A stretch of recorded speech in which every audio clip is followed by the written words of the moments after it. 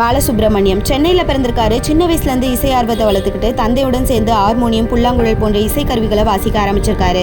பொறியியல் கல்லூரியில் சேர்ந்தவர் குடற்காய்ச்சலால் பாதிக்கப்பட்டு படிப்பை பாதியிலே நிறுத்திருக்காரு.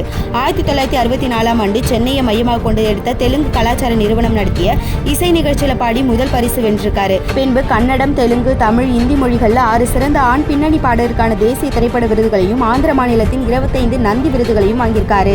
அத்துடன் பிலிம்பேர் விருது, 6 தென்னிந்திய பிலிம்பேர் விருது ஆகியவற்றையும் வாங்கியிருக்காரு. உலக அளவில் அதிக எண்ணிக்கையிலான பாடல்களை பாடியதற்காக கின்னஸ் உலக சாதனை புத்தகத்தில் இடம் பிடிச்சிருக்காரு.